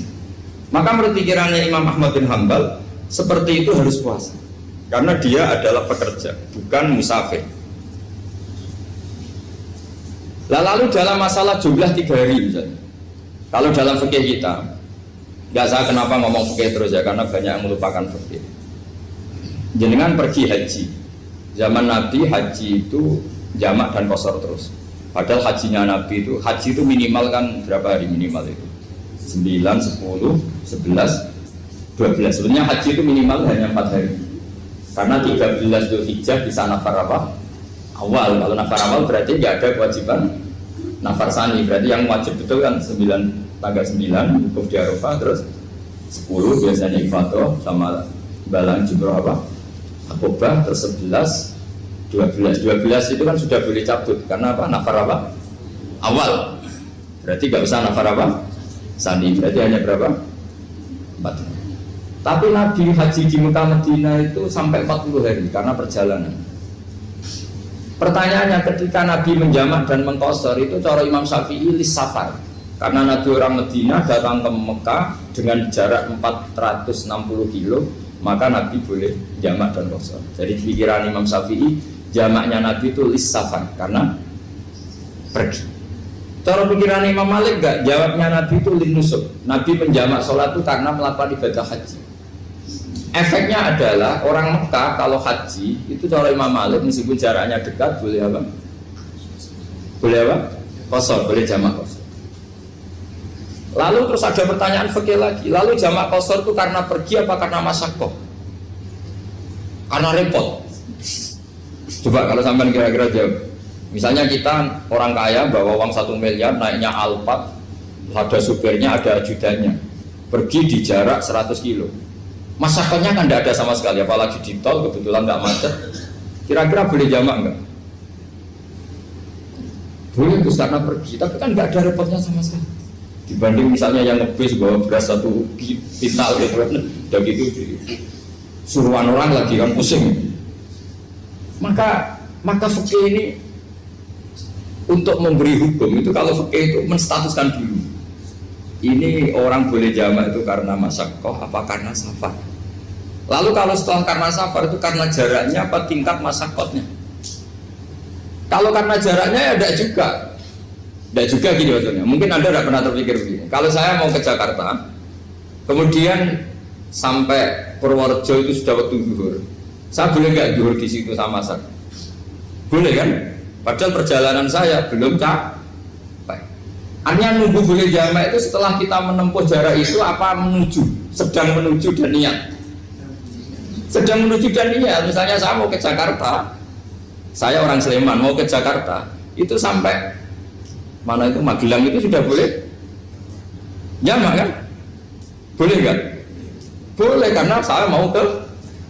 Nah pertanyaan secara fikih mungkin Anda tidak terlintas. Ternyata ditelepon sama istrinya nggak jadi pergi. Padahal sholatnya kadung di jamak duhur dan asar. Apakah setelah di rumah sholat lagi? Teman nggak pernah mikir gitu. Jadi orang fikih itu sudah pusing, makanya jangan diprotes terus. Kita ini sudah pusing. Ya orang itu enak aja protes terus. Nggak perlu didengar, nanti wajib sholat lagi enggak? Dia bolehnya jamak kan berdasar berstatus musafir. Ternyata setelah Magelang ditelepon istrinya nggak jadi. Dia kadang sholat duhur dan asar. Setelah pulang masih jam 1. Terus ada asar, wah sholat. Kalau Anda sholat lagi apa enggak? Jangan saran. Kalau saran, wah sebaiknya sholat lagi. Itu tidak hukum, itu saran itu namanya. Saran dengan hukum beda. Sholat lagi beda. Ketika ada jabah itu berdasar malas atau berdasar hukum? Apa? Nah kalau Anda sholat lagi, pertanyaannya gini, Allah itu tidak punya tradisi mewajibkan 2 kali. Pertanyaan fikihnya mesti gitu. Dan saat Anda di Magelang menjamak itu melakukan sesuatu yang disahkan oleh agama. Berarti pas Anda jamak duhur asar, sesuatu pas melakukan itu kan berstatus sah dan boleh. Meskipun setelah itu ada masalah, istri kamu nelpon terus pulang. Tapi pas itu kan sudah dinyatakan oleh malaikat sah, Anda sudah duhur dan asar. Kalau melihat itu tidak wajib mengulang. Tapi bisa saja malaikat ada yang usil. Itu sah karena Anda berstatus musafir. Berhubung status Anda hilang, maka poin Anda sudah sholat juga hilang. Kamu milih fikih yang mana? Jadi peneliti fikih itu beda dengan orang-orang yang dengarin protes. Beda karena nekuni itu beda karena ada konsekuensinya. Makanya fikih itu sampai saya punya kitab fikih itu dikarang satu orang itu jumlahnya 20 jilid, per jilid itu segini. Jadi satu meja ini dikarang satu orang. Itu mulai yang presisi, yang detail sampai yang khayal. Yang khayal juga ada. Yang khayal itu tadi beliau banyak menghayalkan diri. Suatu saat Anda datang ke Mekah itu hanya butuh waktu 20 menit. Zaman itu belum ada pesawat. Lalu boleh gak jamak, boleh gak nakal. Nakal itu begini. Sama orang kaya punya jet pribadi, misalnya Anda Ronaldo masuk Islam, orang kaya. Itu bisa gak puasa.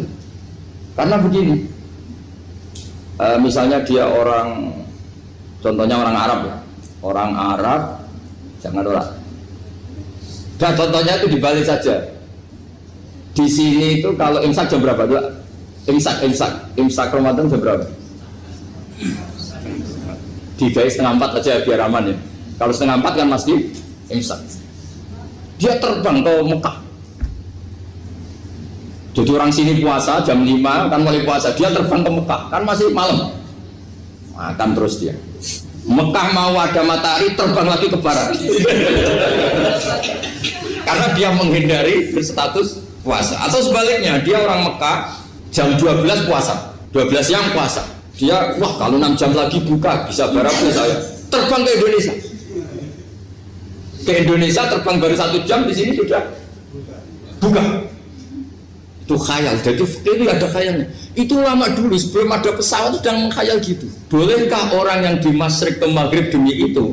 Kalau Anda jadi Raja Salman jam 1 kok sudah nggak kuat apa? Puasa itu diberi saran terbang ke Indonesia. Itu kalau pakai jet kan nggak sampai 9 jam, 1 jam ke Jakarta. Sudah ada wow akbar. Bukan. Boleh nggak? Belum mau kamu nggak bilang, oh nggak boleh. Wong di Jakarta sudah bisa sih. Masa sudah matahari terbenam orangnya nggak boleh? Bukan. Lah ya. Apa? Kalau resikonya gini, sampean mungkin nggak mikir, resikonya gini, kalau dia berstatus musafir, bolehnya buka karena musafir, pertanyaannya dia wajib bayar. Kan musafir bolehnya kodok nanti harus bayar, tapi kalau dia buka normal kan bayar, beda, efek pakainya beda. Sampean jangan protes, Gus Baik gimana mau ngaji mana tidak sedang fikir. Ini kan ngajinya para dosen, para pegawai, jadi harusnya itu jadi mufti, ngaji untuk jadi mufti, bukan ngaji untuk mendengarkan. Jadi makanya saya mohon jangan sering protes sama ulama, ulama itu sudah pusing. Karena efek-efek hukum itu tidak gampang. Kayak tadi misalnya, kalau dia boleh buka atas nama musafir, resikonya wajib bayar. Masalahnya Raja Salman ini mau enggak? Dia inginnya. Maka pertanyaannya itu kitab yang milik saya tadi yang 20 jilid tadi. Ulama itu mulai dulu sudah membayangkan bagaimana kalau suatu saat ada satu kendaraan. Kenapa ulama bisa membayangkan itu? Karena ada buruk. Meskipun mereka nggak numpak buruk hanya Rasulullah, tapi kan bisa membayangkan ada toyul waktu. Waktu itu bisa dilipat. Karena ulama dulu ahli astronomi, jadi bumi itu bulatnya gini, muternya gini. Berarti suatu saat ada satu ilmu di mana orang ambil satu posisi terus melewati toyul waktu, ngalami lintasan waktu. Mulai dulu itu sudah dibicarakan. Pertanyaannya lalu status orang ini kayak apa? Misalnya tadi orang Mekah ingin cepat buka terbang ke Indonesia. Orang Indonesia menghindari imsak, misalnya 3:30, dia belum sahur. Wah kalau saya di Indonesia ini sifatnya sahur. Wah saya tak terbang ke Mekah. Enak kan terbang di Mekah ternyata masih jam 8. Wah bisa makan sepuasnya jam 8 malam, maksudnya jam 20. Kan enak dia. Bar wareg balik ke Indonesia terus jam 1 siang. Jam 1 siang kalau ini cepat buka terbang ke timur. Langsung buka. Berarti dia kira-kira masa aja 3 jam. Tapi terus ya mungkin kalau sampean tahu kok suruh repot-repot ngono tinggal turu delok sinetron kok buka dhewe. Itu tidak hukum, saran itu namanya apa? Kalau hukum tetap tadi yang dikatakan puasa adalah imsak, mulai jam imsak sampai ghurubus. Lalu pertanyaannya lagi, ghurubus samsi sampai imsak itu konversi jam apa nyata-nyata ghurubus samsi? Kalau yang dilewati khatul istiwa itu nyata, fi'lan, kalau dalam bahasa Arab fi'lan awaqiyah. Tapi kalau Anda orang kutub, saya sering kirim-kiriman surat sama mufti-mufti yang ada di Timur Tengah, di Eropa, konsultasi maksudnya. Orang kutub itu kan tidak ada matahari, tidak ada apa-apa. Jika kalau Anda baca kitab di kutub, mesti Gus Bak ajaran pembohong. Misalnya orang kutub ngaji saya, kamu harus subuh sebelum matahari terbit. Sekali matahari terbit, waktunya hilang. Duhur setelah matahari agak ke barat. Asar kalau matahari terbenam, hilang waktunya. Terus mereka mesti bilang, mataharinya di mana? Maka pertanyaannya, boleh gak mengkonversi waktu untuk orang kutub? Jadi misalnya pola umum subuh jam 4:30. Berarti antara subuh dan qadha itu 1,5 jam. Subuh sama zuhur polanya berapa berarti? Kalau 4:30 sampai jam 12 itu 6 sama 7,5. Berarti ya kira-kira habis subuh nunggu 7,5 jam baru zuhur, nunggu 3 jam baru asar, nunggu 3 jam baru maghrib. Berarti waktu puasa kira-kira antara jam 4 sampai jam 6. Berarti berapa jam itu? 12 sama 2 14 jam. Oke, berarti orang kutub harus puasa 14 jam. Tidak bergantung waktu mata. Tapi ada lagi pertanyaan lucunya gini, lalu 14 jam Gus itu dimulai dari mana? Apa asal 14 jam? Apa harus ada konsensus setarnya? Masih ada PR lagi. Menurut kamu gimana? Ada konsensus setarnya dimulai jam 4 dini hari. Apa asal jumlahnya? Imsak 14 jam. Mungkin lagi kan? Itu di Denmark itu ada satu musim di mana siang terus sampai sekian bulan. Siang terus sampai orang sana itu capek. Kenapa ada siang terus? Logikanya kan tadi bumi itu bulat-bulat. Saya juga belajar falak astronomi. Kalau tepaan kamu di sisi yang barat agak utara atau agak selatan, matahari ini ngentrong terus. Sehingga bumi mulak malik ya kamu kesentron terus karena kita ini kan tepaan di katulis istiwa, di khotul istiwa. Sebenarnya katulis istiwa itu bahasa Arab dari kata khotul istiwa. Khotul itu garis, istiwa itu tengah. Islam itu oleh Allah memang dipilih di tempat paling top yaitu Mekah. Mekah Ka'bah itu suratul ardi. Jadi sebelum ditemukan ilmu astronomi itu Nabi sudah ngendikan Al-Ka'bah suratul ardi. Ka'bah itu pusarnya bumi. Sehingga di Ka'bah itu satu-satunya area yang terbebas dari medan magnetis. Karena dari utara dan selatan benar-benar di tengah. Maka potensi jam paling akurat di dunia itu hanya jam yang di Mekah itu. Karena apapun akuratnya teknologi di Amerika atau Jerman, karena jam itu dari logam tetap ketarik medan magnetis, entah berapa 00, tetap kena. Misalnya jam di Jerman lebih dekat mana kalau Jerman? Mesti ketarik medan magnetis, entah berapa kadarnya, karena materi jam dari logam. Sementara di Mekah karena di tengah itu terbebas dari medan magnetis. Nah, sehingga yang segaris dengan Mekah kayak Indonesia itu semuanya khotul istiwa. Nah kalau khotul istiwa normal itu artinya ya 12 siang secara umum ya 12. Sehingga ulama Indonesia kalau ngaji itu lebih gampang, lebih tidak dianggap bohong. Karena ya ada terbitnya matahari, ada zawalus syamsi, ada hurubus syamsi. Coba kalau kitab itu Anda baca di kutub utara sama kutub selatan, murid kamu bingung semua. Ini gimana Ustadz, tidak ada matahari kok semuanya diukur pakai matahari. Lalu pertanyaannya dikonversi kan? Pertanyaannya kalau dikonversi pakai apa? Asal 14 jam apa harus sepakat dimulai jam berapa? Milih mana? Milih sepakat. Pertanyaannya kalau sepakat, ukurannya siapa yang jadi ahlul halli wal aqdi?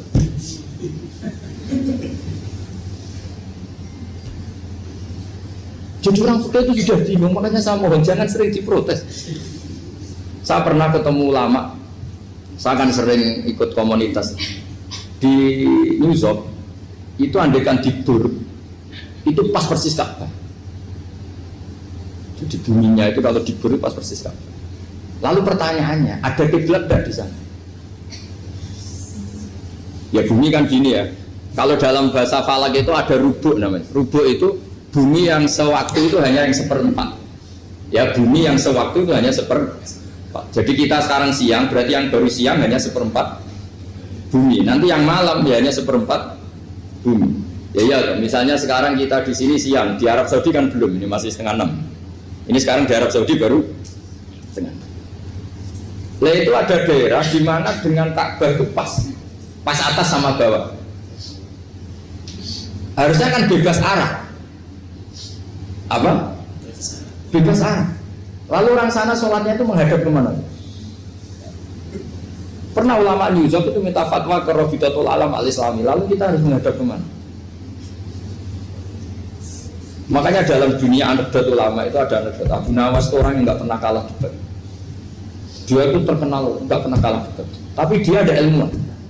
Dia punya tetangga ilmuwan, punya pengaruh besar. Semua orang ngaji ke ilmuwan itu.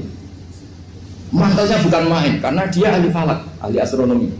Mau nandingi dia tidak bisa, gak nandingi itu reputasinya jatuh. Orang itu berteori kalau bumi itu bulat-bulat. Kalau kamu jalan ke sini, maka akan ke titik yang suatu saat si profesor ini kemalingan, terus minta tolong Abu Nawas rumah saya kemalingan. Terus lari kemana malingnya? Ke timur. Setelah ke timur, larinya ke timur. Abu Nawas lari ke barat. Lari ke barat. Terus ditanya, sudah tak bilangin malingnya lari ke timur kok kamu lari ke barat? Nanti ketemu di titik yang sama. Sementara itu profesornya makal. Oh kamu nyindir loh. Artinya Abu Nawas gak terima. Teori Anda itu gak bisa. Secara keilmuan benar, tapi secara faktual gak boleh. Berarti kalau ada orang ngejar istrinya lari ke timur, dia harus tetap ke barat. Nanti ketemu di titik yang sama. Jadi malingnya tuh lari ke timur, Abu Nawas ngejar ke barat. Ketika ditanya profesornya, sudah bilangin malingnya tuh lari ke timur, kenapa ada ke barat? Kata Anda nanti ketemu di titik yang sama karena bumi bulat-bulat. Nah pertanyaannya gini, lalu kalau yang segaris itu ada arah enggak? Kayak New York tadi. Menurut kamu tetap berkiblat apa enggak usah? Loh kalau yang rubuk jelas. Mungkin kalau rubuk begini loh, misalnya begini, terus kamus di sini sama sini kan masih ada arah, tapi kalau sini sama sini masih bisa berbelat. Sama nggak usah protes, orang fikih sudah pusing, nggak usah diprotes, karena yang dipikir itu macam-macam. Nah ya makanya ini mengkaji ya, saya mohon ya kayak tadi ini mengkaji, saya mohon saya cukupkan sekian. Sementing apa ya, kita ada respeknya lah sama ulama. Jadi ulama itu susah, mikirnya susah, harus tanggung jawab di depan Allah, di dunia diprotes terus. Ini mungkin yang bawa kitab ikutnya halaman 293 ya. Itu yang mungkin nanti bisa dikopi sama yang nggak punya tag. Yang nggak punya tag mengkopi sama yang punya. Di sini diantaranya itu ada bab faslun fi dzikri rajul manaqiba nafsi. Bab seseorang boleh menyebut kelebihannya sendiri. Asal niatnya tidak riya. Di sini dicontohkan, tadi Bapak siapa namanya? Samsul. Pak Samsul ya. Di sini diceritakan ketika mau masa paceklik, saya ulang lagi masa paceklik, itu Nabi Yusuf karena merasa amanah dan merasa punya kemampuan mengelola ketahanan pangan, beliau bilang ke rajanya, qala ij'alni ala khazainil ardi inni hafizun alim. Raja, jadikan kami pengatur ketahanan pangan karena ini hafizun alimnya dan saya terpercaya. Hanya Nabi Yusuf seorang nabi tentu panutan, beliau menonjolkan kemampuannya itu boleh asal untuk kemaslahatan. Misalnya ada orang Islam sakit atau kiai sakit, dengan dokter bilang saja saya dokter biasa yang nangani. Itu boleh karena motivasi Anda dalam menyelamatkan Pak Kiai tadi atau orang yang sakit, bukan motivasi Anda adalah hadun nafsi, misalnya kalau dalam bahasa keinginan apa? Pribadi. Jadi itu boleh. Saleke sholat ngerasa ya Allah kula pun sholat jenengan tampi. Kula pun zakat jenengan tampi. Sing mari muni kula sing mari rawan kira ikhlas. Mbok sekali-kali mulane jari hikam. Masalah utamane kita ora eling pangeran, eling khadzun nafsi. Jajal elingem dimulai kok pangeran, terus ape ra ikhlas wae. Ya Allah jenengan nekdir kula saged salat. Jenengan nekdir kula purun zakat. Muni alhamdulillah, alhamdulillah Gusti kok saged zakat. Wis gak kepikiran kepengin dimatur nuni kepengin entuk swarga. Tapi nek salam ngomong muni kula. Tak kei zakat jemlete aku. Aku sholat bolak-balik rezeki tetep seret. Cuma kula rawan kakean nuntut. Nggih mboten. Aku ndonga-ndonga oleh Gus tetep ae tokoku bangkrut. Muni kula marai masalah. Mergo mari roh hadun nafs. Cara bahasa sing roh sampean mari ujub muni kula mari napa? Jajal sampean pertama nyebut kok kata Allah. Alhamdulillah Gus kula diparingi Allah utawa Allah maringi kula ngeten. Maringi arto kula kathah. Ya Allah nyukani kula taufik purun zakat. Wis ora kepikiran apa udah tunda tapi. Nggih. Mergo kebesaran Allah ini akan melumat ujube sampeyan.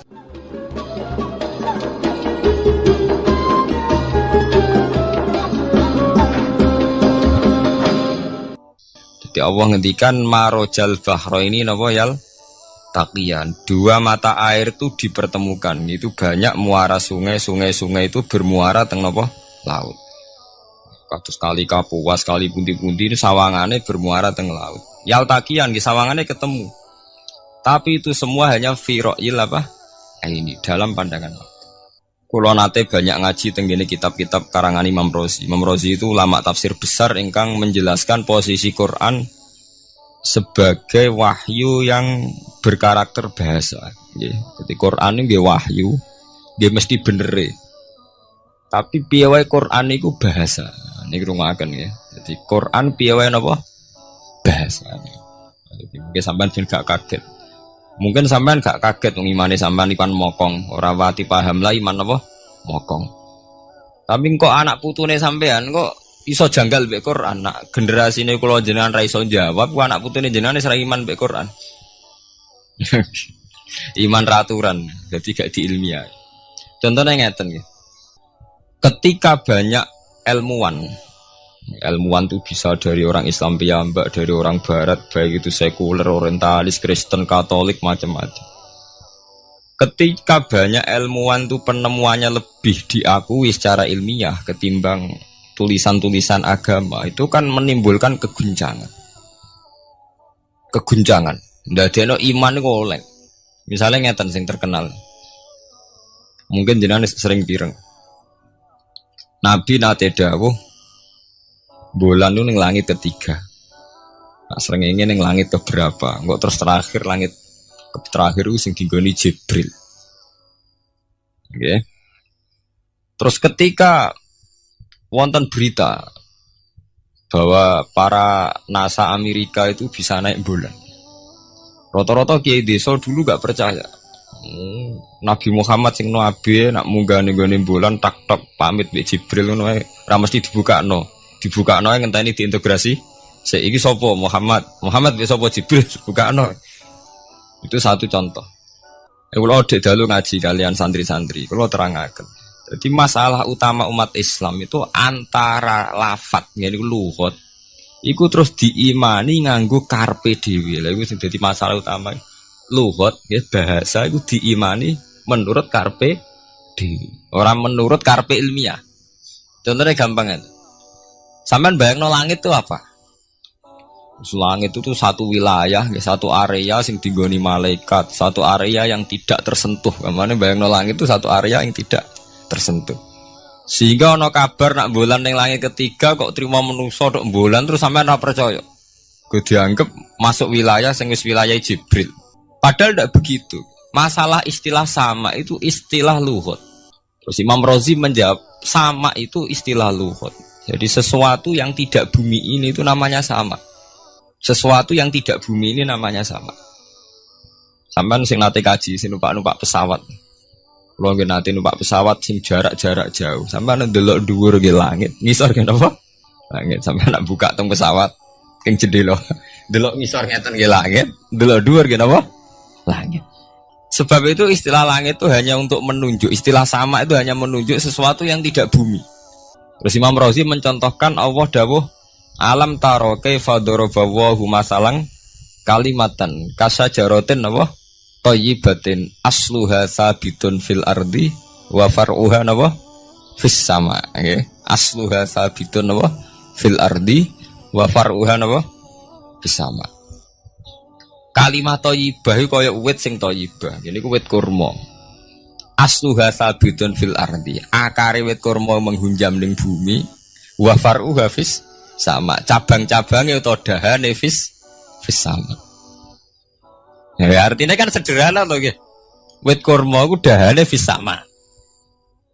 Sama artinya mosok koyok bayangane sampean sesuatu yang bener-bener gak tersentuh. Wong dahane wit kurma fis sama. Jadi kasajarotin apa? Thayyibatin asluha sabitun fil ardi wa far'uha apa? Fis sama. Sama temriku mosok artine lemu angit sing gak terjangkau.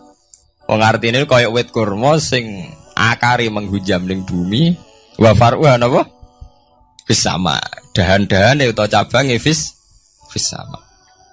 Sebab itu istilah sama tenggene Quran itu menunjuk satu arti yang tidak bumi. Nah sampean delok teng munjid teng kamus-kamus mutlakul uluwi sesuatu yang atas itu sama. Paham nggih? Sebab itu ketika ditemukan nah niki kula cerita astronomi. Ane iman itu dibaringi mbek ilmu. Nak cara ilmu falak, cara ilmu astronomi, bumi itu kan berputar. Ketika kita di atas, kita ngalami siang. Ketika kita di bawah, kita ngalami malam. Orang kok srengenge ambles ning bumi itu. Lah nak srengenge ambles ning bumi, logikanya kan mboten masuk akal. Mergo srengenge luwih gede, mosok iso ketelan barang sing luwih cilik. Nah, tapi kenapa istilah-istilahnya kok hatta idza balagha maghribas syamsi wajadaha taghrubu fi ainin hamiatin. Nak wis wayahe sore, ken delok srengenge sawangane ya surup ning mata air. Ku anggere sore sampean delok nang gunung, nggih. Nak sore sampean teng gunung, sampean delok srengenge sawangane ambles teng laut. Wajadaha taghrubu fi ainin hamiatin. Lah itu jalan keluarnya apa ya kayak Imam Suyuti ini firaqil aini sawangane. Jadi piye wae Quran itu pakai lugat tapi balik ning istilah sawangane. Jadi Quran itu tidak mesti memutuskan sesuatu itu sak mestine. Sawangane firaqil aini. Ya padha. Kaya air tawar ambek air asin. Sawangane ketemu nyatane keudek-udek. Wong sangka sungai mengalir ke laut. Tapi sawangane Allah tetap bikin karakter masing-masing. Dan keduanya tetap sesuai dengan karakter masing-masing. Jadi ahli fisika nu paham betul. Benda mbok adu kaya apa tetap mereka bawa ciri masing-masing. Go kabeh nggawa gene masing-masing. Berarti ketemu sawangane tok, hakikate ndak pernah mau napa? Ketemu. Ini jenenge firoil. Sebab itu banyak ayat-ayat yang terjawab oleh teori firoil ini. Dia niku sawangan. Jadi niku masalah-masalah ilmiah yang bisa menjawab beberapa kejanggalan, nggih. Yes. Beberapa kejanggalan dohirin nas agama. Sampeyan kudu paham ngono. Mergi banyak sekarang misalnya kayak manusa iku ketika bisa deteksi janin. Ahli dokter kandungan lewat macam-macam peralatan itu nggih. USG macam-macam mak saged ngerti janin itu lanang atau wedok. Nah dhisik kiye-kiye kuno ada 5 perkara sing roh apa tok, kapan udan, kapan wong mati. Terus sing ning jero kandungane wong wedok lanang apa wedok sing roh Allah tok. Kiye-kiye kuno ngoten. Tapi sakniki wong paling percaya urusan mati tok. Urusan udan secara falak, secara astronomi